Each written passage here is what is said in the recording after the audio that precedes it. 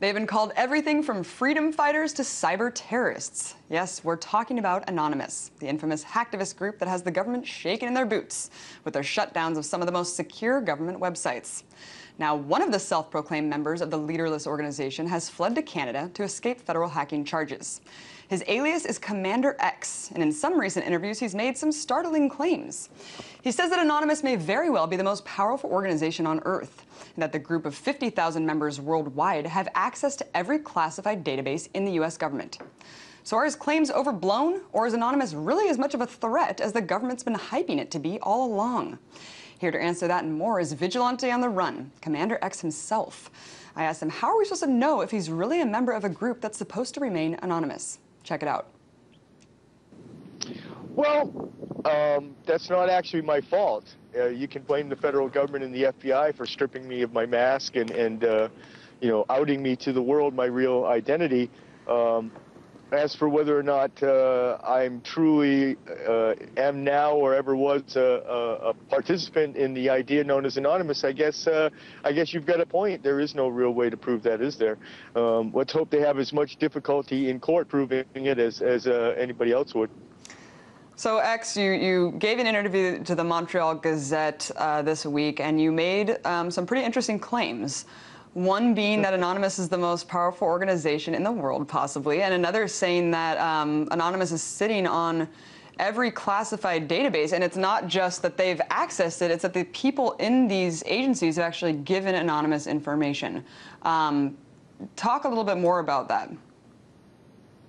Well, I have nothing more to say. What do you want to know? Well, I mean, why would these people in these agencies compromise themselves by giving Anonymous information like that? Well, I think that, you know, the same reason that they have been. See, the thing is, this is not a new situation. This has been going on for a long time. And, you know, Bradley Manning, unfortunately, went ahead and bragged to some people that he couldn't trust and got himself hung up. But he's not the first young person in this world of intelligence, in this world of secret government data, to become very, very frustrated with the crimes that he was seeing committed under the flag of the United States of America. And so it really shouldn't be a big surprise to anybody, nor should it be really that astounding that with all the publicity Anonymous has been receiving in the recent, say, past 2 years, that people would come forward wanting to be a part of it, and that some of those people would be amongst the, approximately 12,000 individuals in the United States of America who have access to classified databases. So this really is not as astounding, I think, as people think. Sure. Well, X, you also said that you said that the U.S. crimes of the U.S. government go far beyond just killing of innocents, and that once people find out, they will be very shocked. I mean, what is Anonymous waiting for? I mean, here we are in the face of this militarized crackdowns on Occupy Wall Street. I mean, why the delay? I mean, let's get him out there. Well, we're going to try to do something a little bit different. That's why. One of the things we're trying to do is learn. That wasn't me, I hope. Was that me? No, go for it. One of the things we're attempting to do is to learn from the mistakes of the past. And I think that the way the situation went down with Bradley Manning and the previous giant leaks, it's perhaps true that there was no other way to handle that situation. These databases were huge, and they contained a massive amount of things that needed to be gotten out to the public. But what we're trying to do is approach it a little bit differently. And what we're doing is examining the contents of these databases and homing in on certain individual things like the crime that I mentioned, summary execution of enemy combatants, and try and find a way to garner evidence in such a way that we don't have to release the source document, and therefore not endanger the original source or endanger our access to that database. And this may or may not work, but it's going to take time, and it's something that we want to try to do things a little bit differently and not release the source documents but try to use those documents to home in and then find other evidence that's in a more public domain. It just seems like they should be released if you guys are sitting on them, but I understand what you're saying. Let's talk a little bit more about what else you said about Anonymous being one of the most powerful organizations in the world. I mean, do you think that this is kind of feeding into the whole government line and how cyber terrorism is the greatest threat we should be combating and really going to aid their crackdown on the internet?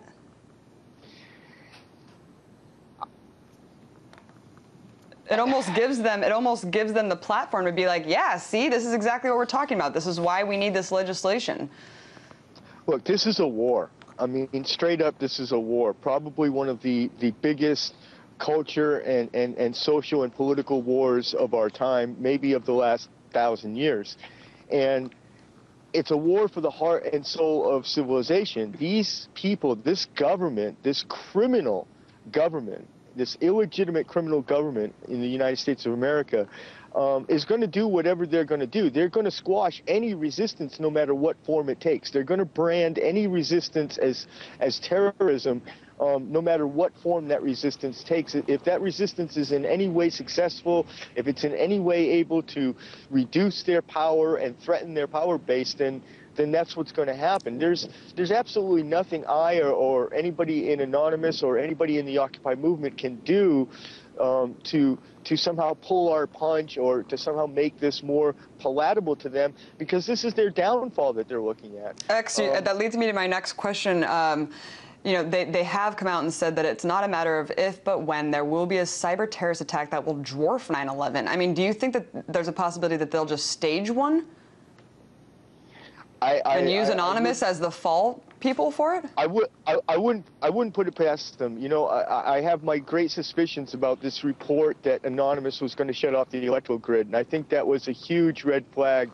You know, I'm on the inside, regardless of what anybody thinks of me or what your opinions of my position within Anonymous might be. I'm on the inside. I'm deeply on the inside, and I can tell you for a rock solid fact, it was never even discussed amongst anybody with any influence within Anonymous to shut down the power grid, nor was it ever discussed to shut down Facebook or to shut down the internet. And yet all of these things have appeared under the Anonymous brand. And so, you know, it's true that we have rogue elements and we have some crazy people that have become involved around the fringes of the movement. But a lot of this really smacks as a red flag. And so absolutely, I think it's absolutely possible that they would stage something. And this is how much FBI, just to wrap up the interview really quickly, X, how much FBI infiltration do you think is currently in Anonymous? I mean, we know that there was the informant behind the Stratfor leaks. Do you think that it's elements of it are compromised? And are you willing to come out right now and say that you are not an informant? I am not an informant for the FBI. If I was, I'd be living a lot more comfortably than I am right now. I mean, I'm on the run. I go from coffee house to coffee house, city to city. My lawyer can verify for you a lot of the details of the lifestyle I live, but it's not a pleasant lifestyle. It's not one of luxury, and I certainly would be living better than I am now. What about Anonymous as a whole? I mean, do you think that there are elements that have been compromised more so than we already know? I think we're massively infiltrated. I think this has always been a problem for an organization that wants to be open to new membership and to have itself leaderless and not a horizontal organization. I think it's always going to be open to that sort of thing, but this is not new. This goes back to the 60s with COINTELPRO. In the 80s, when I was in the apartheid movement, we had the same sort of infiltration on the ground. So infiltration of resistance movements and protest movements is not something that's new, and it's always been massive, and it exists. But I'll give you a little secret. It's a two-way street. We have a guy inside the cybercrime division who leaks to us. So, you know, what one can do to us, what they can do to us, we can also do to them. It does seem that Anonymous and the hacktivist groups have one leg up on the government, and it definitely has them running scared. Thanks so much for joining us, X. I know that took a lot, and we really appreciate you taking the time and finding the means. Stop being scared. We have to stand up and do what's necessary to take back, to stop these bankers, this elite, this government full of lies, congressmen full of liars. As Iraq veterans against the war, we are resisting an occupation we once risked our lives for. We swore to support and defend the Constitution of the United States of America, but we found out the hard way that the greatest enemies of the Constitution are not to be found in the sands of some far-off land, but rather right here at home. When injustice becomes law, resistance becomes duty. It is time we start meeting oppression with resistance. They cannot stop us. Humanity marches on. The utmost manifestation of love and devotion to America is today, as it always has been, resistance of tyranny. Resist we must, and resist we will. We will not be silent. We will not obey. We will not let our government destroy our humanity. We will not wait another moment in fear to stand up for what we know to be right. It is time we start meeting oppression with resistance. Northwoods, explain that really quick. I mean, this is 1962. The Joint Chiefs of Staff signed a document that was planning on having fake attacks on American civilians and blaming it on the Cubans to get us to go to war with Cuba. They were going to blow up a drone jetliner. They were going to send a jet into the air and blow it up. Oh my God! And blame the Cubans for it and get us to go to war with Cuba. Having fake attacks on American civilians. The time when the operation of the machine becomes so odious, makes you so sick at heart that you can't take part. You can't even passively take part. And you've got to put your bodies upon the gears and upon the wheels, upon the levers, upon all the apparatus, and you've got to make it stop.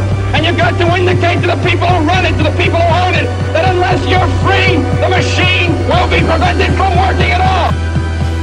I served with Kilo Company, 3rd Battalion, 8th Marines as an automatic machine gunner.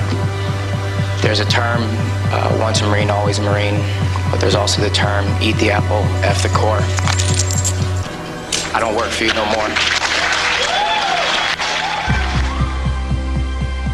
And I'm a Marine. I took an oath to defend the Constitution. The Constitution! I didn't take an oath to defend these banksters. And I guarantee you, all you devil dogs out there need to rise up and take over this country and defend the Constitution against these punks. Okay, I'm sick of it too, Alex. You know, I'm a Marine, but I'm sick of this. You know, they're using us and they're sucking us dry and they are destroying us.